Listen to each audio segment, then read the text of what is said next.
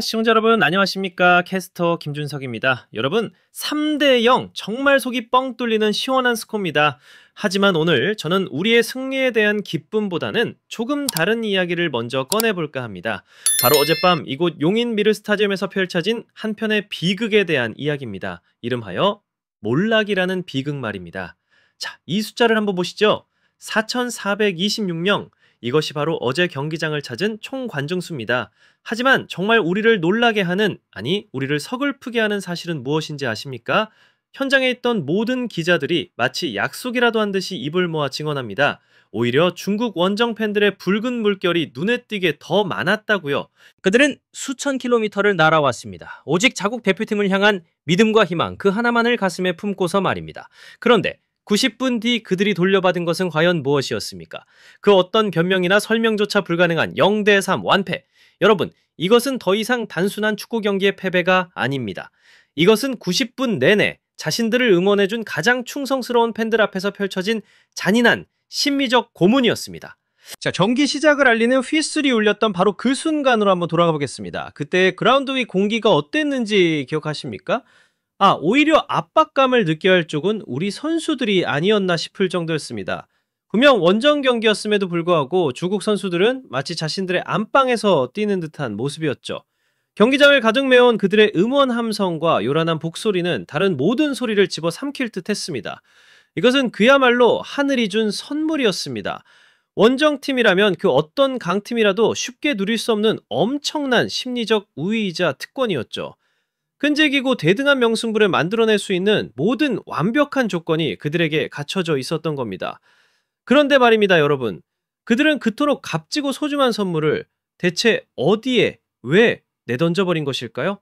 여러분, 이제 우리는 용기를 내어 우리가 마주한 아주 불편한 진실을 똑바로 바라봐야만 합니다. 3대 0이라는 스코어 뒤에 가려진 어쩌면 더 심각할지도 모를 우리 내부의 질병에 대한 이야기입니다. 그 첫 번째 질병, 그리고 가장 위험한 질병은 바로 국가대표팀을 향한 우리의 사랑이 아주 위험한 수준으로 제가 감히 이름 붙인 지나친 스타 의존증에 빠져 있다는 현실입니다. 말로만 하는 것이 아닙니다. 자, 이 말하는 숫자들을 직접 보십시오. 손흥민이 있고 이강인이 김민재가 있을 때 대표팀의 경기가 열리는 경기장은 표를 구하지 못해 아우성이고 빈자리 하나 없이 꽉 들어찹니다. 2023년 홈경기 평균 관중은 3만 9천여 명, 지난 이라크전 역시 3만 5천여 명이 운집했습니다. 하지만 그들이 없을 때는 어떻습니까? 3만 7천석 규모의 경기장은 텅텅 비고 고작 4,400여 명만이 자리를 지켰습니다. 여러분, 다시 한번 똑똑히 말씀드립니다. 관중석의 단 12%. 12%. 이것이 바로 우리 축구 사랑의 민낯이고 현재의 온도입니다. 이 끔찍하고도 처참한 격차가 과연 무엇을 의미하겠습니까? 이것은 더 이상 많은 팬들이 가슴에 단 저 신성한 태극마크의 가치와 무게를 보고 경기장을 찾는 것이 아니라는 것을 의미합니다. 그들은 살아있는 글로벌 슈퍼스타를 직접 보기 위해 오는 것입니다. 그들은 우리 팀 대한민국을 응원하기 이전에 개인 손흥민을, 개인 이강인을 먼저 숭배하고 있는 것입니다. 그리고 이것이야말로 가장 위험하고도 슬픈 현상입니다. 바로 우리 팬들 스스로가 우리 국가대표팀을 보이지 않는 두 개의 계급으로 나누고 있기 때문입니다. 소위 유럽파 A팀, 그리고 그들의 화려한 그늘에 가려진 불쌍한 K리거 B팀으로 말입니다. 이것은 K리그라는 우리 축구의 뿌리에 대한 존중심의 실종이며 이 순간에도 대한민국 축구를 위해 이 땅에서 땀 흘리고 있는 수백 명의 선수들과 지도자들의 헌신과 노력에 대한 모욕 행위와 다름없는 것입니다. 하지만 잠시만요. 우리는 이 모든 책임을, 텅 빈 관중석에 대한 이 모든 실망감을 오로지 팬들의 무관심 탓으로만 돌릴 수는 없습니다. 그래서도 안 됩니다. 저는 이 문제의 전환점, 이 사태의 더 근본적인 책임은 바로 축구협회와 대회조직위원회에 있다고 감히 말씀드리고 싶습니다. 그들은 가장 중요하고도 본질적인 임무, 바로 이번 대회를 위한 매력적인 스토리텔링에 완벽하게 실패했습니다. 축구협회는 팬들의 가장 근본적인 질문에 그 어떤 설득력 있는 대답도 내놓지 못했습니다. 바로 우리들의 월드클래스 슈퍼스타가 없으면 이 대회를 대체 왜 무슨 재미로 봐야 하는가? 라는 이 질문 말입니다. 그들은 이번 대회가 가진 고유의 가치를 팬들에게 제대로 알리지 못했습니다. 왜 더 적극적으로 홍보하지 않았습니까? 바로 이곳 용인에서 K리그의 숨은 보석들 중에서 제2의 이강인, 제2의 손흥민이 탄생할 수 있다는 그 설레는 가능성을요. 왜 더 뜨겁게 이야기하지 않았습니까? 이 동아시안 컵이야말로 한중일, 동아시아 3국 프로축구의 자존심이 걸린 진검승부의 장이라는 사실을요. 월드컵과는 또 다른 차원의 우리 K리그의 자존심을 지켜야 하는 중요한 대회라는 것을 왜 더 강조하지 않았습니까? 그리고 왜 더 자랑스럽게 알리지 않았습니까? 이곳이 바로 K리그에서 묵묵히 땀 흘리던 우리의 영웅들이 평생의 꿈이었던 태극마크를 가슴에 달고 뛸 수 있는 영광스럽고도 소중한 무대라는 것을 말입니다. 그리고 결정적으로 이 모든 행정적 무능의 정점을 찍은 것은 바로 경기장 선택의 문제입니다. 기사들이 한 목소리로 지적했듯이 주요 도심과 멀리 떨어져 있고 대중교통 접근성마저 현저히 떨어지는 경기장을 선택한 것은 명백한 전략적 실패입니다. 경찰의 안내에 따라 길가에 주차해야만 하는 이런 상황은 2024년 대한민국에서 벌어질 일이라고는 상상하기 어렵습니다.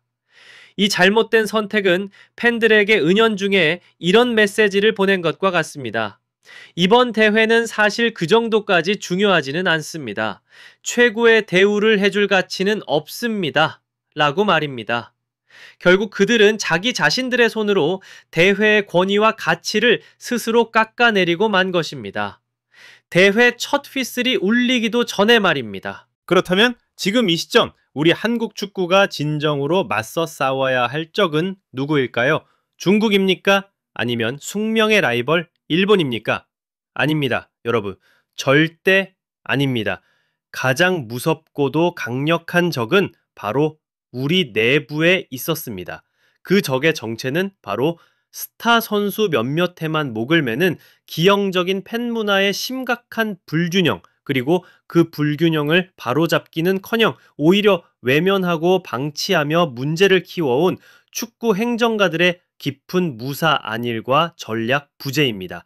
이 두 가지가 바로 우리 축구의 미래를 좀먹는 진짜 적의 모습입니다. 생각해 보십시오. 만약 우리가 앞으로도 월드클래스 스타 선수들이 온다는 소식이 있을 때만 경기장을 가득 채우고 그들이 없으면 그들만의 리그라며 외면하는 이 기이한 상황이 반복된다면 과연 어떻게 되겠습니까? 그것은 우리가 지난 수십 년간 그토록 자랑스러워했던 대한민국 축구를 향한 뜨거운 국민적 사랑이라는 이름의 이 거대한 건축물의 가장 깊은 곳, 그 근난과 토대가 아주 위험할 정도로 걷잡을 수 없이 허약해지고 있다는 명백한 신호입니다.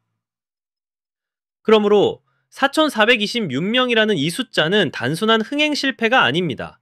이것은 우리 축구의 100년 대계를 위협하는 적색, 위기 경보이자 더 늦기 전에 우리 모두가 정신 차려야 한다는 마지막 경고음입니다. 네, 맞습니다. 우리 선수들이 이룬 3대0 승리. 당연히 기쁘고 자랑스러운 일입니다. 그들은 최선을 다했고 승리할 자격이 충분했습니다. 하지만 말입니다, 여러분. 저는 승리의 기쁨에 취해 있기보다는 텅 비어버린 저 관중석의 싸늘한 침묵이 우리 모두에게 보내는 저 뼈아픈 경고에 더 주목해야 한다고 생각합니다.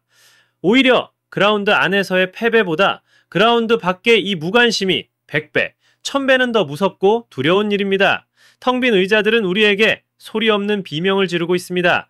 미래의 손흥민과 미래의 이강인을 정말로 원하십니까?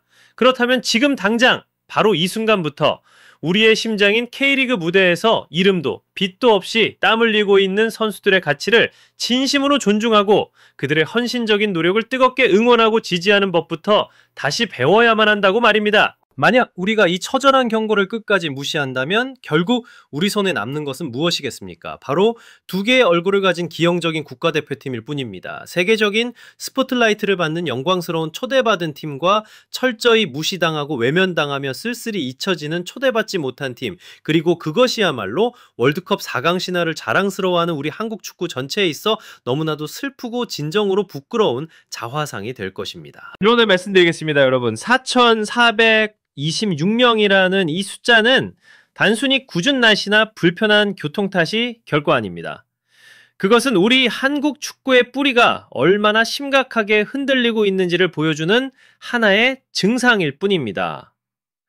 그리고 오늘 우리는 더 이상 이 문제를 외면하지 말고 함께 정면으로 직시해야만 합니다.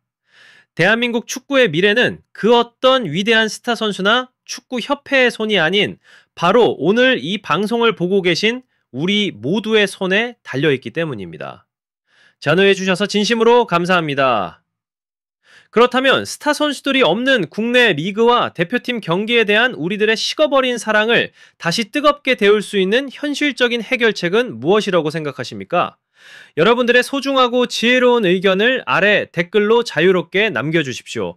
그리고 더 건강하고 튼튼한 한국 축구를 함께 만들어 나갈 수 있도록 좋아요와 공유 그리고 구독 버튼 누르는 것도 잊지 말아주시기 바랍니다. 지금까지 캐스터 김주석이었습니다. 고맙습니다.